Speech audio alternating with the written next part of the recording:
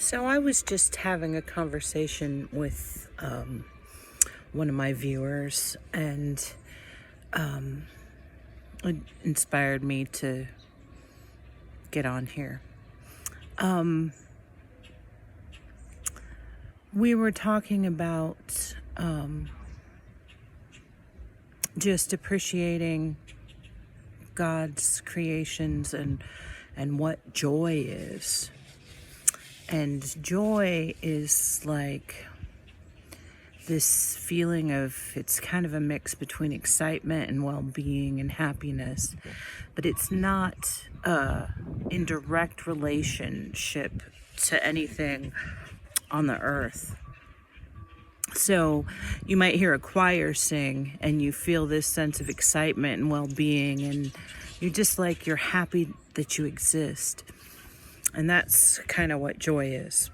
But anyway, we were talking about, I mentioned that after a lot of practice, I had gotten, she said there's nothing on this earth that can make me feel joy except for noticing God's creations. And I concurred with that, and I said,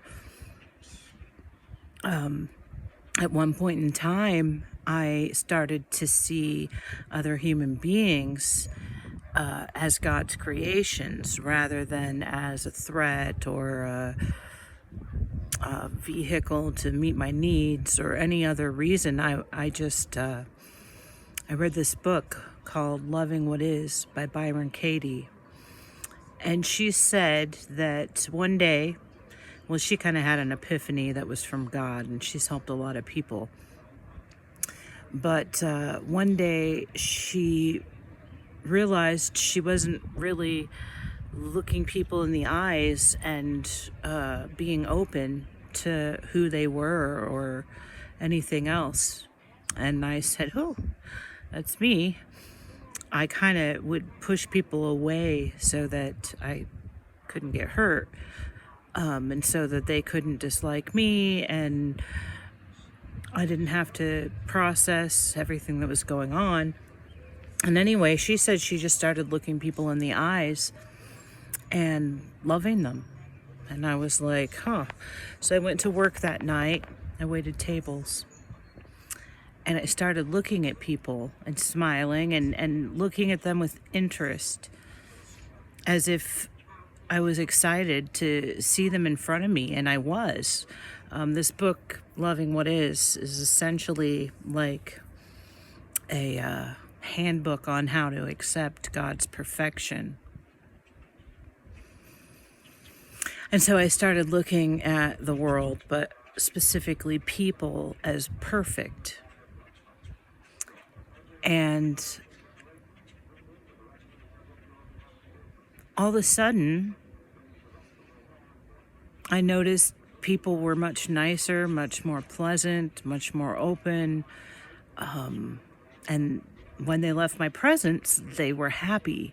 They felt some joy and excitement. And I eventually came to discover that it's essentially the law of reciprocity. And reciprocity, like a recipe, is someone gives you directions and then you repeat the directions, so it's like a reflection. But reciprocity in the spiritual realm means that when you face somebody, that your energy is reciprocated in them. And I was quite taken aback because I had thought human beings generally were difficult and unpleasant and standoffish. But once I started looking at people as if pretty much like I knew them, and if you understand that we're all God's creations and we're all on this great big globe of suffering, that we're all in this together, that the people facing you react differently. They respond to the positive energy. And so I just kept practicing. Everyone I'd meet, I'd look them in the eyes and I'd think to myself, well, God made them. What about them is delightful? And sure enough, when I'd face people with this love and acceptance rather than this kind of wall between us, like the whole world just opened up. I met so many wonderful people, and I felt pretty sad that it took me so many years to figure out that it was pretty much the law of reciprocity is very, very consistent.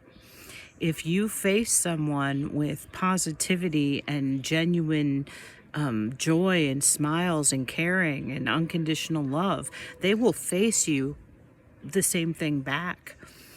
So, as a teacher in a really difficult school, I didn't care what someone looked like or anything else. I'd met enough people by this time, looking at them with love, that I just could look at everyone like that, and it would only take a few minutes and the whole classroom would be, kind of curious and kind of open. Like, being treated with love opens our spirit. It's just so rare. Once I started doing it and I saw the reaction that I got from just being accepting of anything, anyone I would meet, and somehow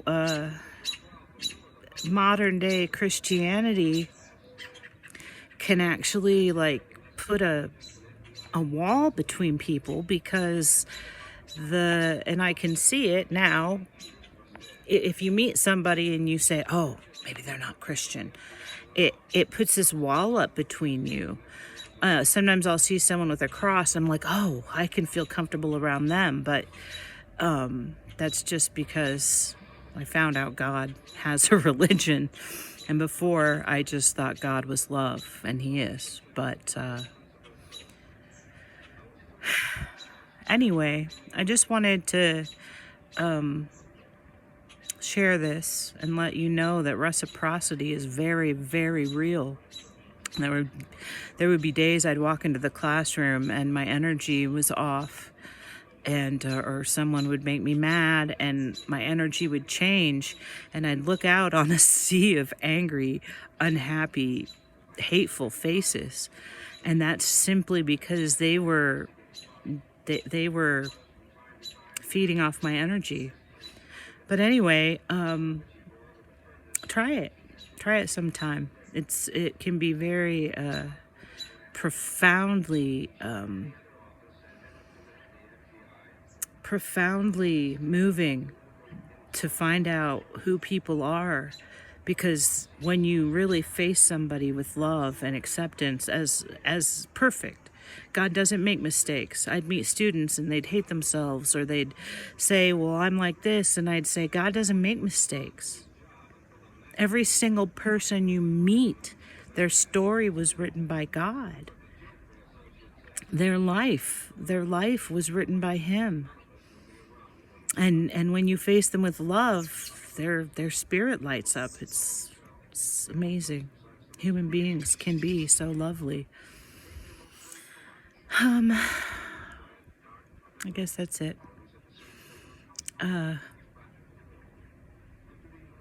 It's been hot.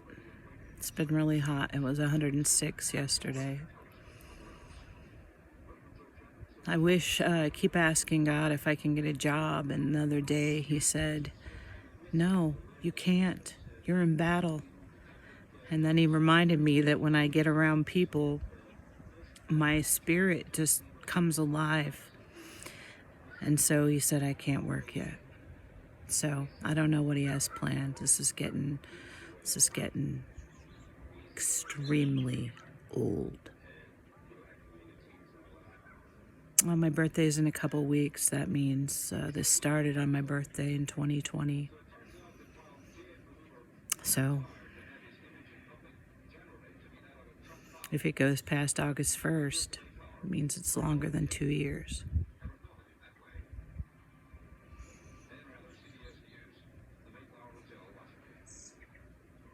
Anyway,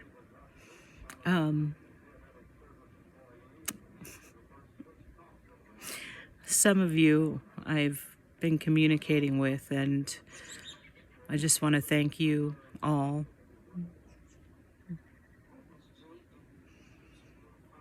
I haven't been able to totally be myself because I'm on a program, but the little joy I have felt has been all from you guys. So please know that if I've talked to you, I love you very much. And if I've never talked to you, I probably would love you very much, just the way you are. I hope I can meet people soon. Anyway, God bless you all. Amen.